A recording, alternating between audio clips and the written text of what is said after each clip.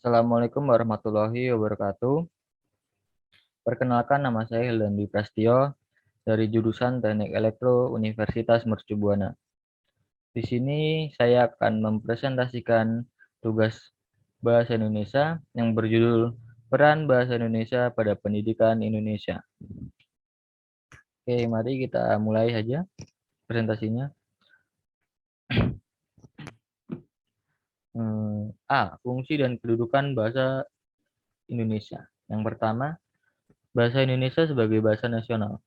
Fungsi bahasa Indonesia sebagai bahasa nasional antara lain dikutip dari Halim 1979 halaman 50 menyebutkan 4 fungsi kedudukan bahasa Indonesia sebagai bahasa nasional.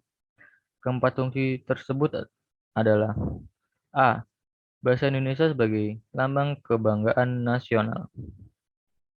Ya, jadi di sini yang dimaksudkan sebagai lambang kebanggaan nasional ialah Indonesia mencerminkan nilai-nilai sosial budaya yang mendasari rasa kebangsaan itu sendiri. Jadi kita bangga terhadap apa yang ada, apa yang kita gunakan pada sehari-hari kita, bahasanya. Terus B, bahasa Indonesia sebagai lambang identitas nasional. Yang dimaksudkan di sini ialah mengarah pada penghargaan terhadap bahasa Indonesia selain bendera dan lambang negara. Bahasa Indonesia memiliki identitasnya apabila masyarakat pemakainya, terutama pemuda atau pelajar, dapat membina dan mengembangkan sedemikian rupa sehingga bersih dari unsur bahasa asing. C. Bahasa Indonesia berfungsi sebagai pemersatu bermacam-macam suku bangsa. Di sini dijelaskan ialah bahasa Indonesia memungkinkan keserasian suku-suku budaya dan bahasa di Indonesia tanpa harus menghilangkan identitas kesukuan dan nilai-nilai sosial budaya. D. Bahasa Indonesia berfungsi sebagai alat berhubungan antar daerah dan antar budaya. Yang dimaksudkan di sini ialah bahasa Indonesia memiliki peranan penting atau peranan vital di masyarakat umum dan nasional. Berkat adanya bahasa Indonesia, masyarakat dapat berhubungan satu dengan lainnya sehingga tidak ada kesalahpahaman akibat perbedaan sosial dan budaya. Oke, kita lanjut saja. 2. Bahasa Indonesia sebagai bahasa negara. Kedudukan bahasa Indonesia sebagai bahasa negara dapat dilihat dalam Pasal 36 Undang-Undang Dasar 1945. Kedudukannya sudah diakui sejak 17 Agustus 1945 atau bertepatan pada saat kemerdekaan Indonesia. Disahkan dalam Undang-Undang Dasar 1945. Menurut Halim 1979 halaman 52 menjelaskan fungsi kedudukan bahasa Indonesia sebagai bahasa negara yaitu sebagai berikut. A. Bahasa Indonesia sebagai bahasa resmi kenegaraan. Di sini yang dimaksudkan ialah bahasa Indonesia sering dipakai atau wajib dipakai dalam kegiatan-kegiatan resmi kenegaraan seperti upacara kemerdekaan, upacara-upacara peringatan hari besar lainnya yang resmi itu sangat wajib dipakai. Oke. B. Bahasa Indonesia sebagai pengantar di dalam dunia pendidikan. Bahasa Indonesia memiliki peranan yang penting juga di dalam dunia pendidikan. Ia sebagai pengantar dalam dunia pendidikan dari jenjang sekolah dasar hingga perguruan tinggi. C. Bahasa Indonesia berfungsi sebagai alat perhubungan tingkat nasional untuk perencanaan dan pembangunan nasional serta kepentingan pemerintahan. Jadi bahasa Indonesia di sini menjadi alat perhubungan di dalam masyarakat yang sama latar belakang sosial budaya dan bahasanya. Oke. D. Bahasa Indonesia sebagai alat pengembangan kebudayaan dan iptek. Yang dimaksudkan di sini ialah bahasa Indonesia sebagai satu-satunya eh, satu-satunya alat yang memungkinkan masyarakat membina dan mengembangkan kebudayaan nasional sehingga bahasa Indonesia memiliki ciri-ciri dan identitasnya sendiri. Oke, kita lanjut saja. B. Peran bahasa Indonesia dalam dunia pendidikan. A. Bahasa sebagai fasilitas komunikasi. Bahasa berperan sebagai alat komunikasi antar individu satu dengan individu lainnya. Ya, di sini yang dimaksudkan ialah eh, kita dalam berkomunikasi sehari-hari, entah dalam masyarakat atau komunikasi untuk bisnis, untuk karya ilmiah, dan komunikasi-komunikasi lain, kita juga menggunakan bahasa itu sendiri. Yang kedua, B. Bahasa sebagai fasilitas integrasi serta adaptasi. Ya, jadi dengan bahasa individu, kita dapat mengkomunikasikan kehidupannya sebagaimana adanya.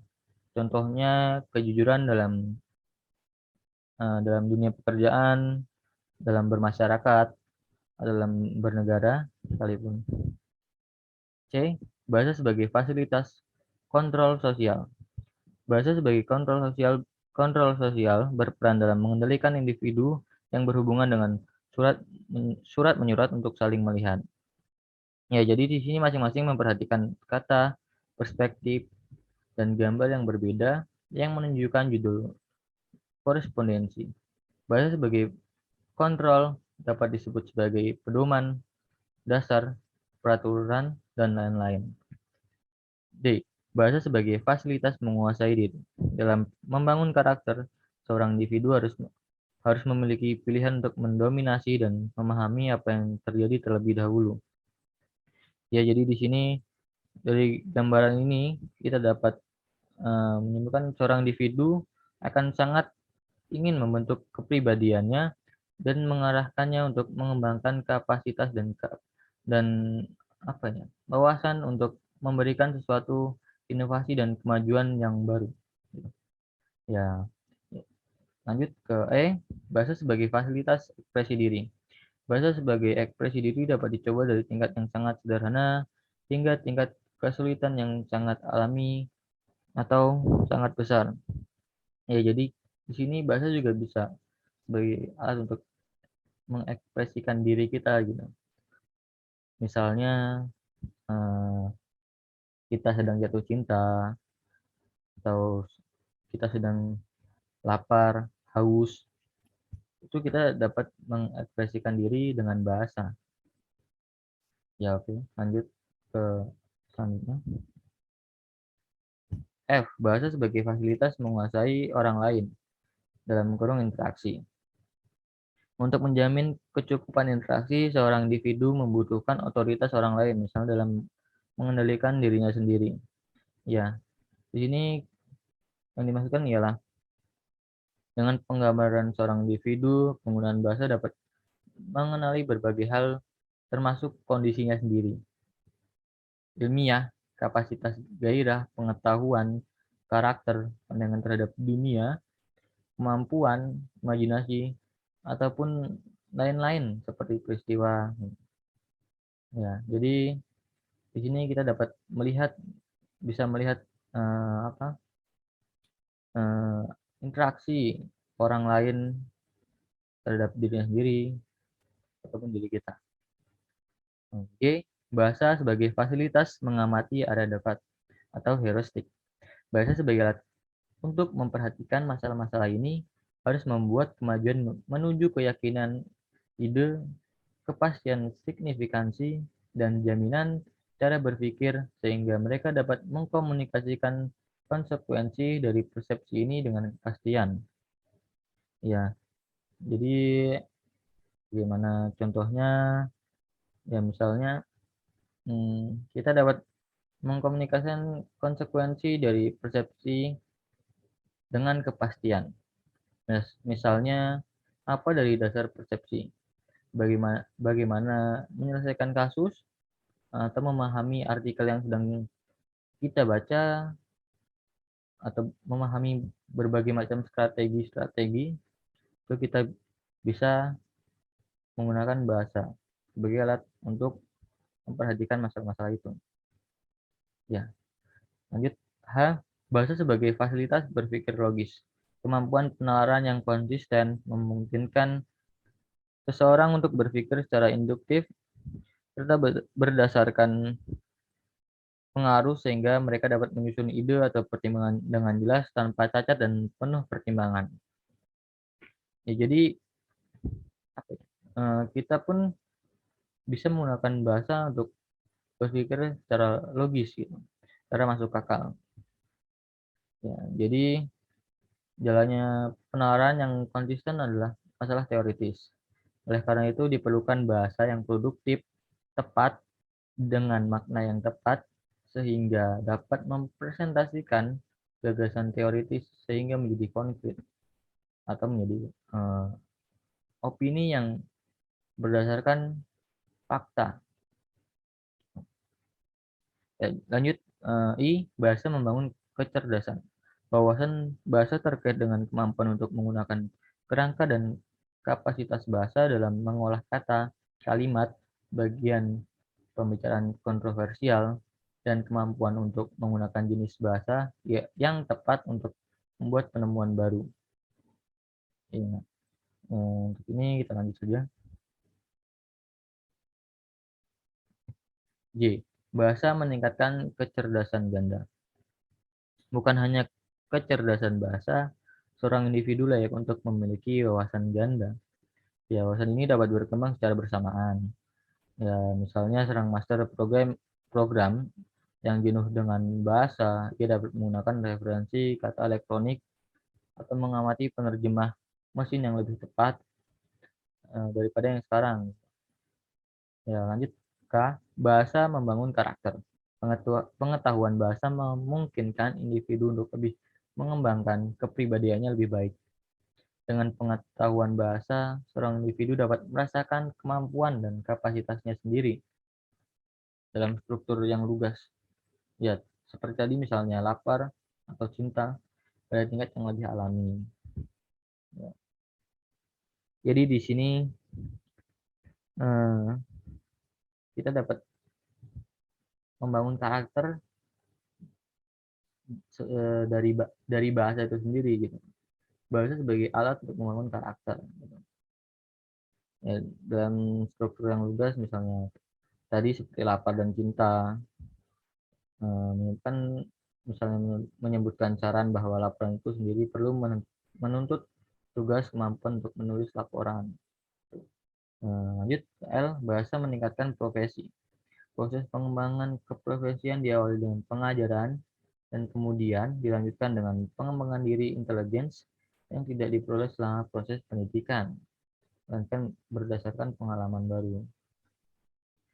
Jadi proses yang berkesinambungan ini mengarah pada puncak karir atau profesi. Puncak karir tidak akan tercapai tanpa komunikasi itu sendiri. Jadi bahasa juga apa ya? Istilahnya penting untuk meningkatkan karir kita atau profesi kita. Oke, kita lanjut ya. Kesimpulan. Jadi dari presentasi yang saya buat, saya juga membuat kesimpulan yaitu fungsi utama bahasa Indonesia untuk berkomunikasi dalam kehidupan sosial bermasyarakat. Kedudukan bahasa Indonesia tersebut mengemban fungsinya masing-masing. Terdapat dua kedudukan bahasa Indonesia, yaitu yang pertama, Indonesia sebagai bahasa nasional, serta bahasa Indonesia sebagai bahasa negara, yang tadi saya sebutkan di awal. Oke, sebagai alat komunikasi, bahasa diucapkan secara sadar maupun tidak sadar oleh manusia. Bahasa ialah perlengkapan untuk mengungkapkan perasaan diri yang seperti saya tadi bilang, ekspresi diri seperti sedang jatuh cinta, sedang sakit, atau sedang apa, kita bisa menggunakan bahasa itu sendiri. Ya, sebagai alat komunikasi juga bisa bahasa itu sebagai fasilitas untuk kontrol sosial di masyarakat, tentunya untuk berkomunikasi di masyarakat, untuk berkomunikasi dalam bisnis, dan masih banyak lagi contoh-contoh yang lain. Oke, saran. Di sini penulis berharap semoga presentasi yang berjudul Peran Bahasa Indonesia pada Pendidikan Indonesia. Ini bisa menambah wawasan bagi kita semua. Oke, slide terakhir, daftar referensi. Di daftar referensi ini bisa kita sama-sama lihat. Ini saya mengutip dari buku-buku yang saya baca. Di sini saya sudah tuliskan sumber-sumbernya. Jadi presentasi tadi, materi-materinya saya dapat dari buku-buku tersebut. Oke, cukup sekian ya, cukup sekian itu presentasi dari saya.